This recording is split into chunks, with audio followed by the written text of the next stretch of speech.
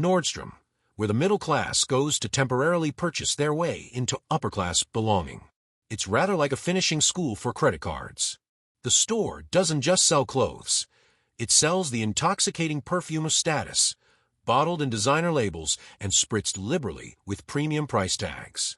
How they've elevated retail therapy into a sort of secular confession booth. Forgive me, personal shopper, for I have worn last season's boots. Their legendary return policy isn't just customer service, it's absolution for buyer's remorse. How they've made expensive feel like exclusive and debt feel like sophistication.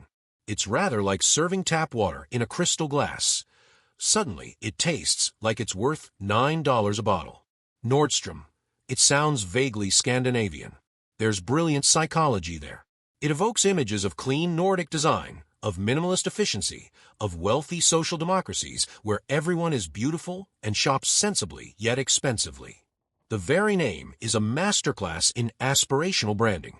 It's expensive enough to feel special, but not so expensive as to be completely out of reach. Like a carrot dangled just high enough that you have to stretch for it, but not so high that you give up entirely. It's the retail equivalent of the American dream. Prosperity seems just a few purchases away. The famous customer service. It's not really about the service at all.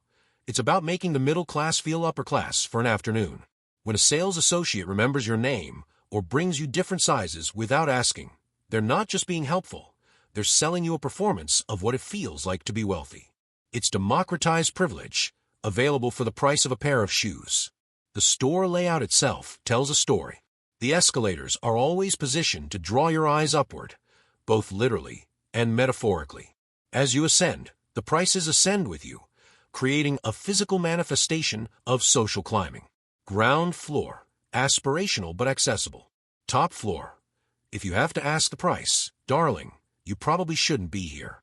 Those shopping bags, plain, sturdy, elegant. No gaudy logos, no flashy designs. They whisper rather than shout, which paradoxically makes them more recognizable as status symbols. Carrying a Nordstrom bag says, I don't need to prove anything, while simultaneously proving everything. The most brilliant aspect? Their return policy isn't just generous. It's a psychological safety net that encourages bigger purchases. Buy it now, rationalize it later is the unofficial motto. It's like they're saying, go ahead, pretend to be richer than you are. We won't tell anyone if you bring it back. What Nordstrom truly sells isn't clothes or accessories. It's a temporary membership in an aspirational class. Every purchase is a ticket to a performance where you get to play the role of the person you think you should be. It's theater where the dressing room is literal. Let's excavate deeper into the anthropological marvel that is Nordstrom's ecosystem of desire. The mirrors, not just physical reflections, but portals into alternate realities. They're strategically lit and subtly angled to show not just how you look, but how you could look. It's rather like those Instagram filters come to life. Except instead of a swipe, the transformation requires a swipe of your credit card. The music they play is particularly fascinating, ambient enough to fade into the background, yet carefully curated to make you feel sophisticated just by hearing it. Not the thumping beats of fast fashion stores that rush you through decisions, but soothing tracks that say, take your time, browse longer, spend more. It's acoustic wallpaper designed to make you feel like you're in the lobby of a boutique, hotel, rather than a department store. The entire experience is built on a foundation of manufactured scarcity. Those designer collections and limited editions. They're limited in the same way that diamonds are limited, through careful market manipulation. The anxiety of missing out is choreographed as carefully as a ballet. Last one in your size is less a statement of fact and more a psychological trigger pulled with surgical precision. The seasonal rotations aren't just about following fashion trends. They're about creating a perpetual sense of urgency. Miss this season's must-haves, and you're not just unfashionable, you're socially tardy. It's rather like being late to a party, except this party requires a 4-figure minimum buy-in. How they've managed to translate that air of exclusivity to the online space. The website doesn't just sell products, it sells narratives. Style advice, articles, and curated collections aren't helping you dress better. They're teaching you the grammar of status signaling. It's like a Rosetta Stone for social climbing, available in convenient monthly installments. How they've turned shopping into a form of self-actualization. Every purchase isn't just an acquisition. It's a step toward becoming your best self. They've essentially monetized Maslow's hierarchy of needs, turning self-actualization into something you can buy off the rack, albeit with seasonal markdown opportunities. The sales associates, trained not just in fashion, but in the delicate art of class translation. They're like cultural anthropologists working in reverse. Instead of studying social hierarchies, they're actively manufacturing them. Their commission isn't just on sales, it's on selling the dream itself. They learn to read not just sizes, but social aspirations, becoming therapists with a quotient to meet, psychologists with a point-of-sale system. The personal shopper program. Now, there's a stroke of brilliant social engineering.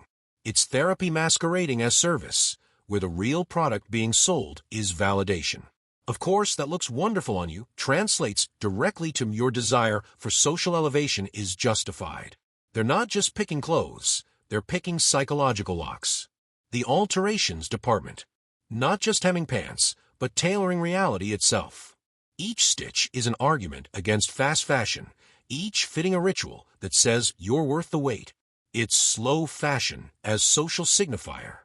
The patience to wait for alterations becomes proof of sophistication. And now for the grand finale.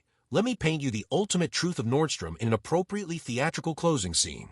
Ladies and gentlemen, what we've been witnessing is nothing less than the greatest show on Worth Street, a perpetual performance where every purchase is an encore, every return a curtain call, and every customer simultaneously actor and audience in their own aspirational drama. Nordstrom isn't just a store, it's theater in the round, where the stage is set with designer labels and the admission price is whatever your credit limit allows. In the end, perhaps the most magnificent achievement of Nordstrom is not that it sells expensive things, it's that it sells the experience of buying expensive things. It's not about the clothes in the bag, it's about who you become while carrying it. Curtain falls. Takes an elegant bow. A fitting end indeed. You've been a magnificent audience for this deep dive into the theater of retail aspiration. May you never look at those green and silver shopping bags quite the same way again. Until our next dating, remember, in the grand department store of life, we're all just browsing for meaning, one floor at a time. Exit stage left, pursued by a group of mall security guards. Help.